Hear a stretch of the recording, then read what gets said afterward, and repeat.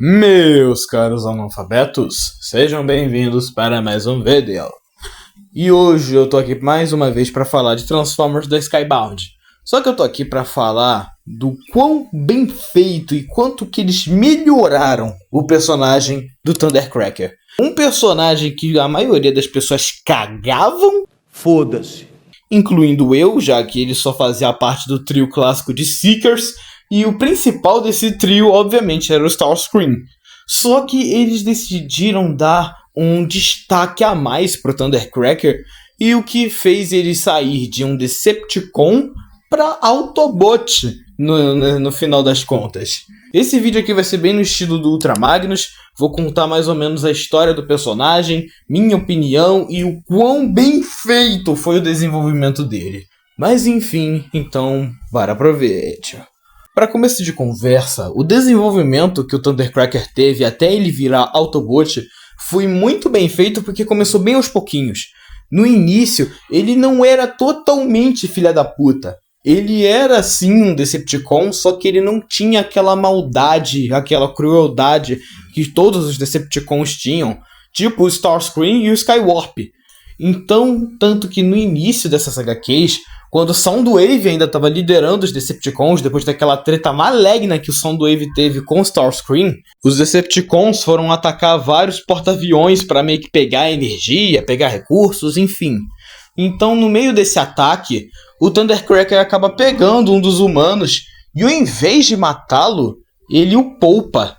E ele tem uma conversa com o Soundwave depois, em outro ataque que eles fazem na cidade para atrair os Autobots, se é realmente necessário atacar os humanos desse jeito e etc. Soundwave explica de que é tudo parte do plano, os caramba 4, e mesmo assim, mesmo nesse ataque que rola na cidade, o Thundercracker deixa alguns humanos escaparem. Então mostra que o Thundercracker ele tem uma certa compaixão pelos humanos, mesmo que ele ainda esteja no lado dos Decepticons. Ele não é totalmente mau. Só que tem um problema. Vocês lembram de que tinha rolado uma treta gigantesca entre o Soundwave e o Starscream? Basicamente, o Soundwave está liderando a maioria dos Decepticons contra o Starscream, enquanto o Scream está liderando os Combaticons. E ele tá até cadeirante, entre aspas, ele perdeu parte das pernas. Basicamente, tá rolando uma treta entre os dois grupos de Decepticons para ver quem é que vai ficar como grande líder e etc. O Starscream tá se vingando do Soundwave por ódio e etc. Então rola um puta de um fight onde tem o Bruticus contra o Devastador, uma luta muito louca por sinal. Então, no meio do X1, o Thundercracker vai pra cima do Starscream cadeirante e o Scream solta uma verdade pro Thundercracker. Basicamente, bem antes desse fight todo rolar, bem no início dessas HQs, o Soundwave e o Starscream acabaram matando o Skywarp para conseguir recursos e transformaram ele no computador da Arca. Meio que fundiram ele com o computador, o Teletran, fazendo com que ele perdesse a consciência e praticamente fosse pro saco. Então, com isso, o Thundercracker fica putaço. Ele se revolta contra o Soundwave e contra o próprio Scream. Ele sai dali, vai até a Arca e simplesmente tenta destruir aquele negócio. Ele tenta libertar o Skywarp, mas ele não podia tirar o Skywarp daí, senão ele morria. Mas ali dentro ainda tinham os Autobots, que acabam sendo alvejados pelos Decepticons. Então o Thundercracker aproveita a oportunidade e some com a Arca. Literalmente, a Arca desaparece. E até hoje a gente não tem muita resposta do porquê que a Arca do nada sumiu.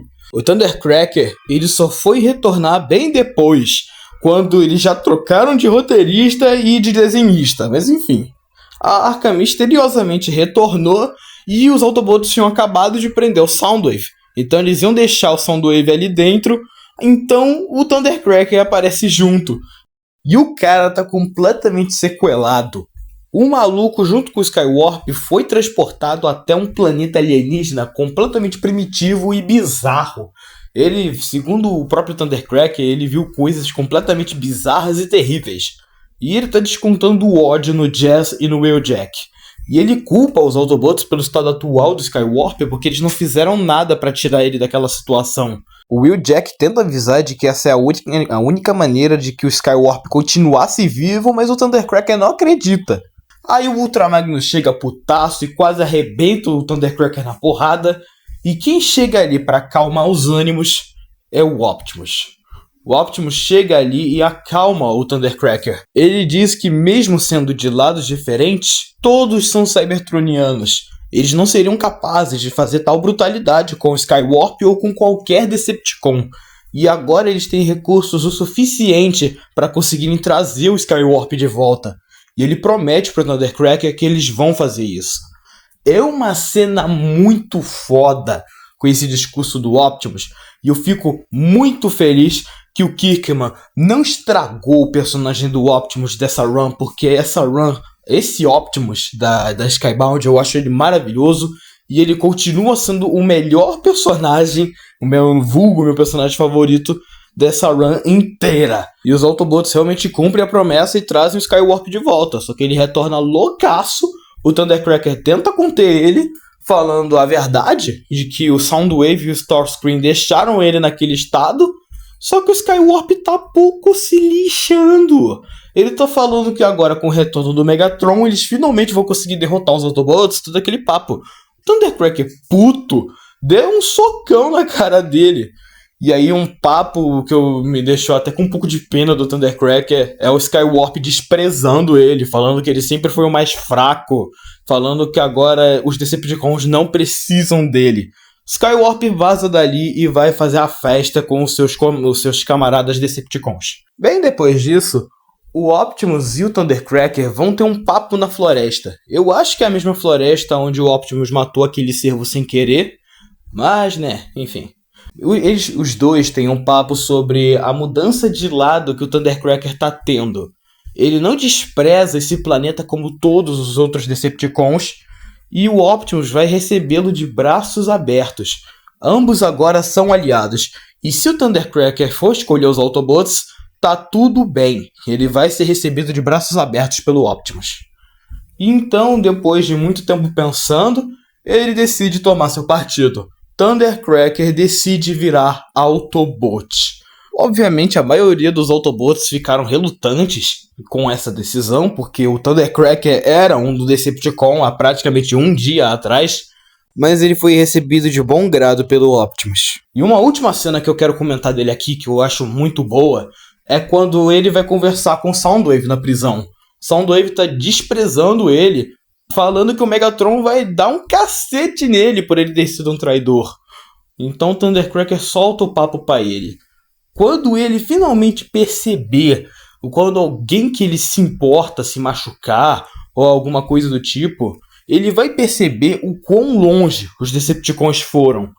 Cara, tem um painel do Soundwave meio que catando os restos do Ravage, e o Soundwave ainda ficou na bad depois disso. Isso que eu acho foda. Ele não aparece muito depois desse dia, né? Depois dessa edição onde ele vira Autobot, mas ele foi um dos Autobots que ficaram na Terra depois que a Elita Prime fez aquele ultimato para os Autobots.